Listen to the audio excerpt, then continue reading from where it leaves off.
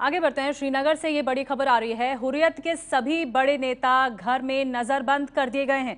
ये इस वक्त की बड़ी खबर कि हुर्रियत के नेताओं को नजरबंद कर दिया गया है। आसिफ कुरैशी हमारे साथ ज्यादा जानकारी के साथ मौजूद हैं। जी आसिफ।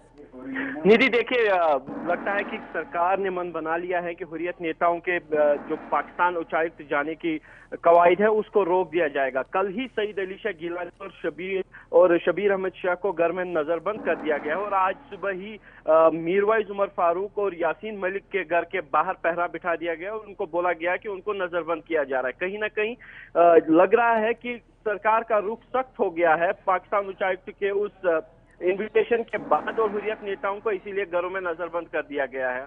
निधि जी, तो जैसा कि आसिफ बता रहे हैं, कल भी 2 नेताओं को नजरबंद किया गया और आज भी सभी हुर्रियत नेताओं को घर में नजरबंद करके रखा गया है। दरअसल पाकिस्तानी उच्चायुक्त की तरफ से और लग ये है कि अब जो पाकिस्तान उच्चायुक्त की तरफ से जो न्योता दिया गया है बैठक का, उस बैठक में शामिल नहीं हो पाएंगे हुर्रियत के नेता और इसी बात का विरोध भी हो रहा था। श्रीनगर में सभी हुर्रियत नेता को नजरबंद कर दिया गया है और भारी पुलिस बल वहां पर तैनात है। हर घर के बाहर भारी पुलिस बल तैनात हैं। आसिफ, क्या ये समझा जाए कि ये जो नज़रबंदी हुई है, कल भी नज़रबंदी हुई, और क्या ये नज़रबंदी इस वजह से हुई क्योंकि एनएसए स्तर की बातचीत होनी है, इसी बातचीत को रोकने के लिहाज से ये नज़रबंदी हुई है? जी देखिए, औपचारिक तौर पर राज्य सरकार की तरफ से कुछ भी नहीं बोला जा रहा है कि नजरबंदी क्यों हुई है। हालांकि जो पुलिस के वहां पे तैनात अफसर हैं उनका कहना है कि उनको सिर्फ ये बोला गया है कि नेताओं को घर में नहीं रखा जाए और किसी को भी बाहर आने की या अंदर जाने की अनुमति नहीं है।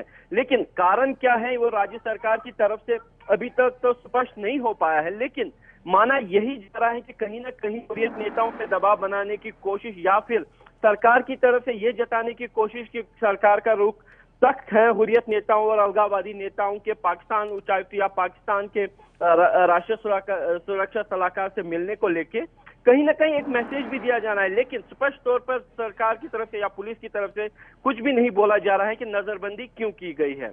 निधि, धन्यवाद आसिफ इस पूरे मामले को समझाने के लिए। दरअसल आपको बता दें, पाकिस्तानी उच्चायुक्त ने एनएसए स्तर की बातचीत से पहले ये कश्मीरी अलगाववादी नेताओं के साथ एक बैठक बुलाई थी, बातचीत के लिए बैठक बुलाई थी और इसी वजह से पाकिस्तानी उच्चायुक्त की तरफ से न्योता दिया गया था। इसके बाद अटकलें लगनी थी कि भारत बातचीत को रद्द भी कर सकता है, लेकिन एबीपी न्यूज़ को सरकारी सूत्रों के हवाले से एक बड़ी खबर मिली है।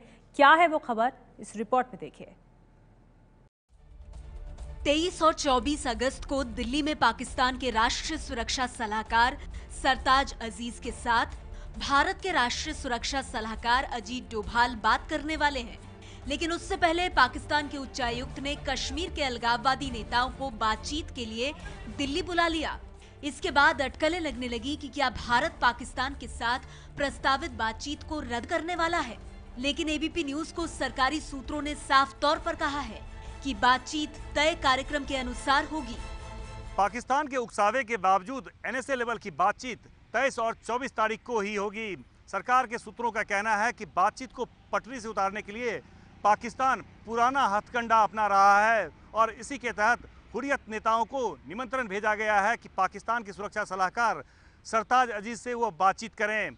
और साथ ही जिस तरीके से निमंत्रण दिया गया है उसके बावजूद भारत सरकार ने ये तय किया है कि बातचीत को तय तारीख पर ही की जाएगी।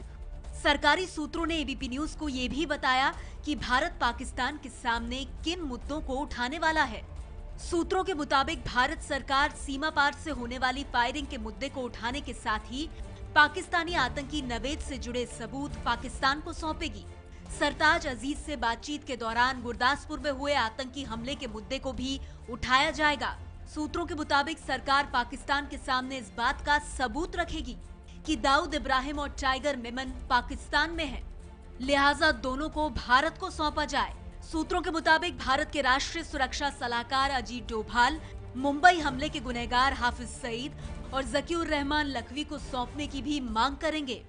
सूत्रों के मुताबिक सरकार ने तय किया है कि वो पाकिस्तान के पुराने पैंतरे में नहीं फंसेगा और कश्मीरी अलगाववादियों से बातचीत के बावजूद वार्ता को रद्द नहीं करेगा।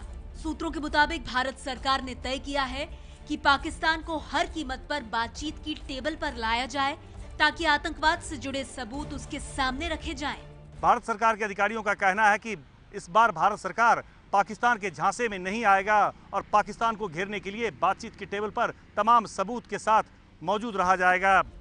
गौरतलब है कि पिछले साल भी पाकिस्तानी उच्चायुक्त ने भारत पाकिस्तान के विदेश सचिवों की वार्ता से ठीक पहले अलगाववादी नेताओं को बुलाकर उनसे बातचीत की थी, जिसके बाद भारत सरकार ने वार्ता रद्द कर दी। लेकिन एबीपी न्यूज को मिली जानकारी के मुताबिक इस बार ऐसा कुछ नहीं होने वाला है। वैसे भारत ने पाकिस्तान को ये संदेश दिया है कि उसने कश्मीरी अलगाववादियों को बातचीत के लिए न्योता भेजकर गलत किया है। भारत सरकार की तरफ से स्पष्ट कर दिया गया है कि इस बार की बातचीत ऊफा में दोनों प्रधानमंत्रियों के बीच हुई मुलाकात में तय जो किया गया था उसके मुताबिक सिर्फ और सिर्फ आतंकवाद पर होनी थी। फिर पाकिस्तान ने कश्मीरी अलगाववादी नेताओं को ऐसे समय पर क्यों बुलाया, ये आतंकवाद पर होने वाली बातचीत थी। ऐसे में पाकिस्तान हुर्रियत को इससे दूर रख सकता था। और अब समझा यह जा रहा है कि पाकिस्तान उच्चायुक्त की तरफ से जो न्योता दिया गया था उस बातचीत को रोकने के लिए हुर्रियत नेताओं के साथ ये नज़रबंदी की गई है और इसकी कार्रवाई की गई है।